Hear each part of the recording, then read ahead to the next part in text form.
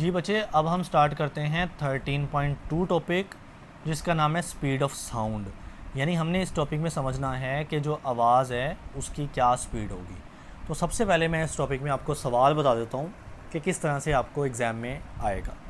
आपको सवाल आएगा कि ऊपर लिख देता हूँ, चलें यहाँ पर देखें, सवाल लिख लें, क्वेश्चन राइट डाउन, यानी आपने लिखना है द इफ़ेक्ट ऑफ मीडियम, ठीक है, medium on the speed of sound, तो बच्चे ये सवाल आएगा, शॉर्ट क्वेश्चन, और मैं आंसर भी बता देता हूँ, लेकिन पहले हम कॉन्सेप्ट समझ लेते हैं। जी तो बच्चे, आपको इस मीडियम की बात करनी है ना इस सवाल में। मीडियम बेसिकली तीन होते हैं, एक सॉलिड जिसको बोलते हैं, ठीक है, एक को हम लिक्विड कह देते हैं और एक को हम गैस कह देते हैं।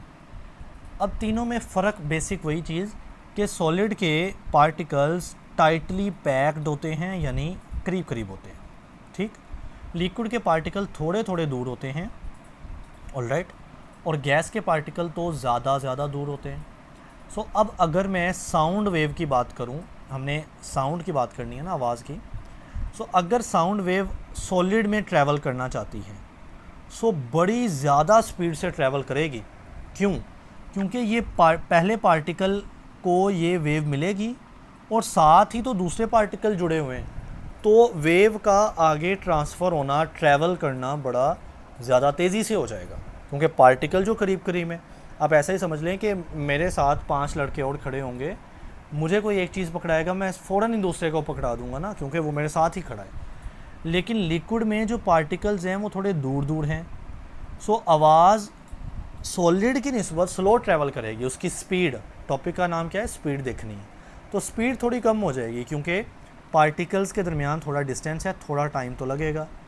गैस में तो स्पीड मज़ीद कम हो जाती है, यानी ये पार्टिकल देखें कितने करीब कितने दूर दूर हैं। इन पार्टिकल्स को आवाज़ को ट्रैवल करवाने के लिए ज़्यादा टाइम लगेगा, यानी जो स्लो है ना, स्पीड जो है वो स्लो हो जाएगी। जी बच्चे, अब इसको पढ़ भी लेते हैं। कहता है कि sound waves require a medium, ये तो बात हमने कर ली थी ना कि आवाज़ को गुजरने के लिए मीडियम चाहिए, पहले दूसरे लेक्चर में होगी थी। विद वाइब्रेटिंग पार्टिकल, और मीडियम के पार्टिकल वाइब्रेट करने चाहिए या मूव करने चाहिए, टू ट्रैवल, ठीक है, ताकि वो थोड़ा ट्रैवल कर सकें। And can not propagate through vacuum, तो जो आवाज़ है वो कैन नॉट प्रोपेगेट, वो नहीं मूव कर सकती थ्रू वैक्यूम, यानी वैक्यूम में से जहाँ पर कुछ भी ना हो। अब बच्चे ये मेन बात है जो मैं पढ़ाने लगा हूँ। It moves 5 times faster in liquid, यानी लिक्विड में ये 5 गुना फास्ट मूव करती है आवाज़। And 15 times faster in solid, solid में 15 गुना 15 टाइम तेज़ मूव करती है। देन इन गैसेस, यानी गैसेस के मुकाबले। मिसाल के तौर पे अगर गैसेस में, लेट सपोज गैसेस में स्पीड 1 मीटर पर सेकेंड, इतनी होती नहीं है, मैं जस्ट मिसाल दे के समझा रहा हूँ। ये स्पीड मैं कह रहा हूँ ये गैस में है, ठीक है, जस्ट एग्जांपल। तो लिक्विड में कितने गुना होगी गैस से? 5 गुना, 5 टाइम। तो लिक्विड में स्पीड होनी है बच्चे 5 मीटर पर सेकेंड, ठीक है, जस्ट मिसाल है। और सॉलिड की बात करें तो सॉलिड में तो 15 टाइम, यानी 15 गुना तेज़ होती है गैस के मुकाबले। देखिए लास्ट में लिखा है देन इन गैसेस, यानी गैसेस के मुकाबले। तो सॉलिड में 15 मीटर पर सेकंड से आवाज़ ट्रैवल करेगी। आप देख सकते हैं कि जितनी स्पीड गैस में होगी, लिक्विड में उससे 5 गुना होगी, और सॉलिड में बचे 15 गुना होगी।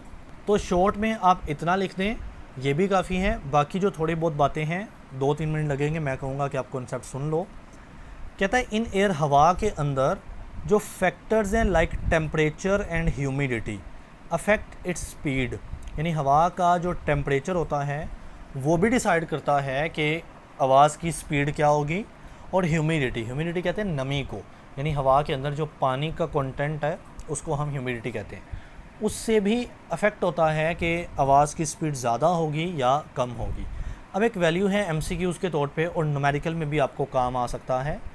At room temperature 21 degree Celsius, यानी इस टेम्परेचर के ऊपर साउंड ट्रैवल एट 343 मीटर पर सेकेंड इन एयर यानी हवा, गैस होती है ना, उसके अंदर आवाज़ की स्पीड होती है 343, और किस टेम्परेचर पे बात हो रही है, ये 21, वही बात टेम्परेचर का असर होता है ना स्पीड ऑफ साउंड के ऊपर, तो अगर टेम्परेचर चेंज कर दें तो 343 वैल्यू नहीं आएगी। आप इस टेबल में देख सकते हो कि 0 डिग्री सेल्सियस टेम्परेचर पर स्पीड कितनी है 333, 25 डिग्री सेल्सियस टेम्परेचर पर स्पीड बढ़ गई, 100 डिग्री सेल्सियस पर मज़ीद बढ़ गई, है तीनों एयर, यानी जो टेम्परेचर है उसका असर होता है स्पीड के ऊपर।